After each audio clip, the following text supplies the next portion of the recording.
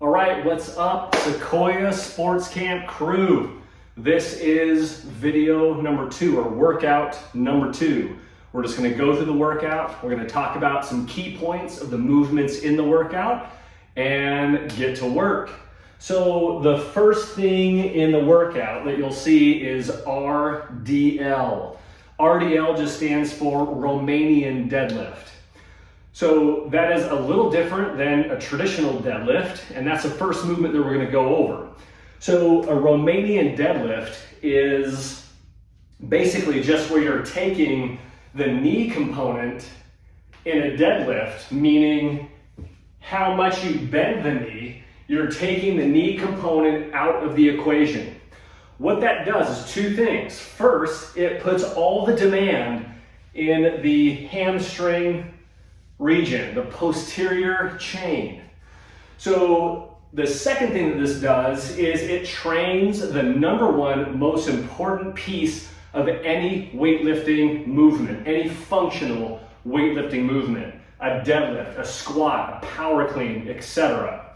And that is working on the hip hinge.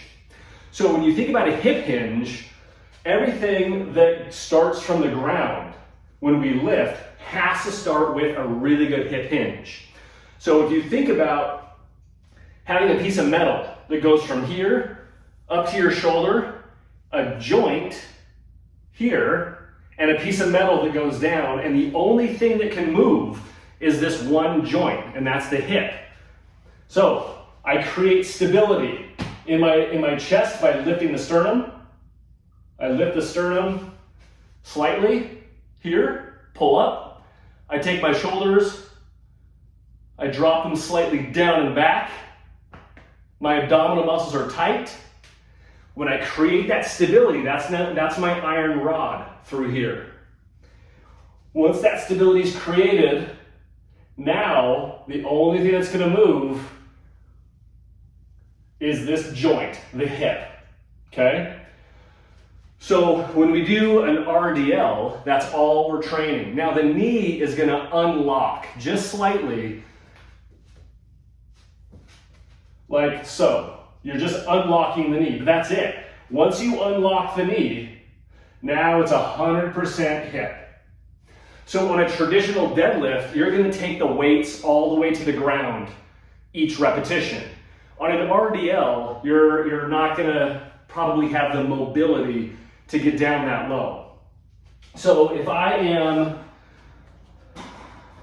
doing a few repetitions of an RDL, it's gonna look like this. Stability up top, unlock the knee. Now my hips are going backwards. Hips, hips, hips. I should feel a big stretch in my hamstring. At that point, I'm gonna squeeze my glutes and drive my hips back forward.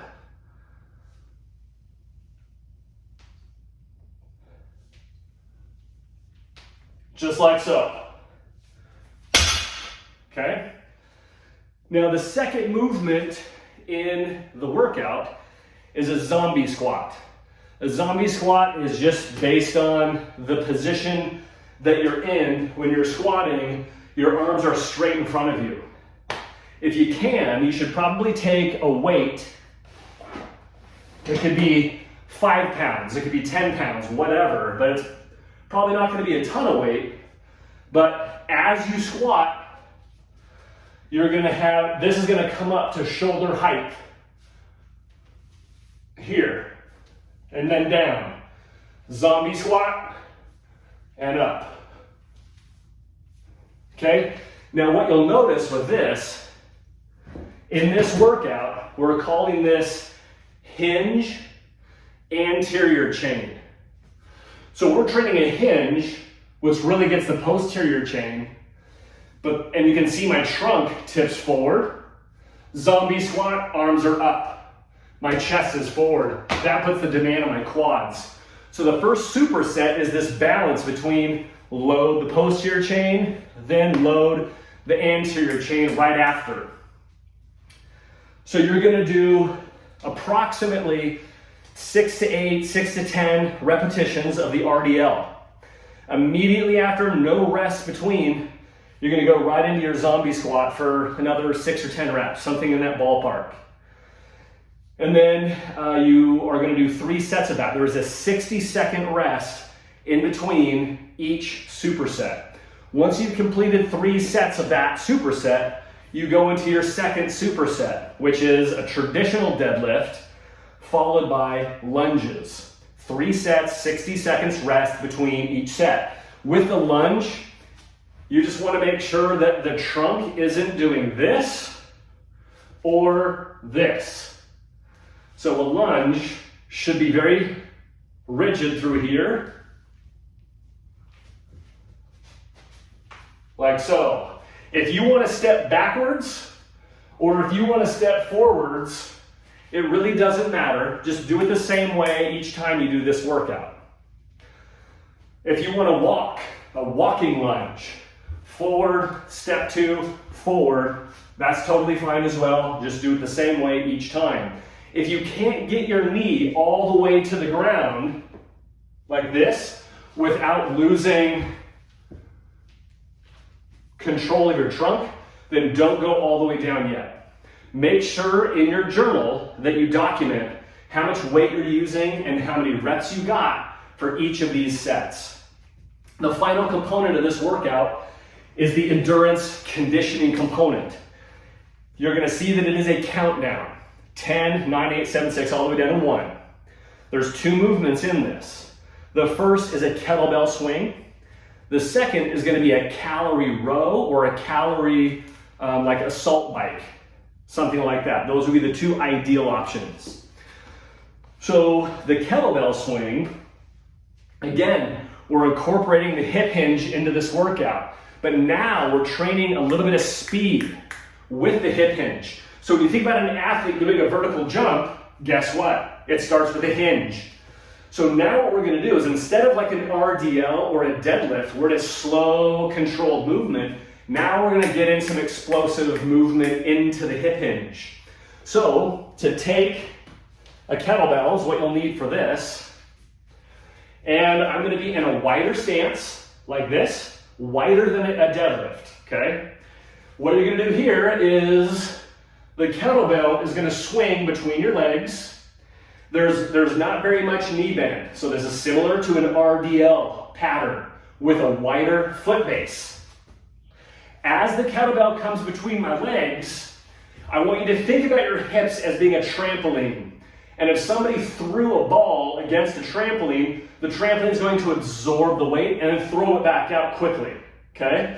So my hips are a trampoline, the ball comes in, and then I'm gonna explode, explode, explode. You're quickly absorb the weight and then drive it forward. There should be 0 effort on the shoulders. What you don't want this to look like is this.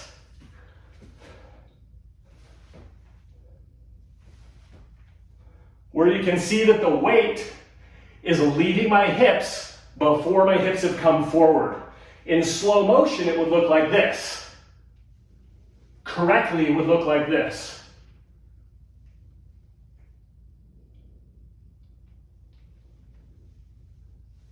Like that. So I'm absorbing and then pushing my arms up like that. So you are going to do 10 repetitions of a kettlebell swing, 10 calories on a rower or a bike, 9 kettlebell swings, 9 calories on the rower or bike, etc. This one, if you want to, in your journal, document how much weight you used. You got to document what resistance you put on the rower or the bike. So if it's level 1, 2, 3, 4, 5, doesn't matter as long as you document it in your journal and do it the same way next time. And then document your time. How long did it take you to complete the 10 all the way down to 1 countdown? That's workout number 2. Train with purpose, train with passion. You guys are awesome. Look forward to seeing you soon.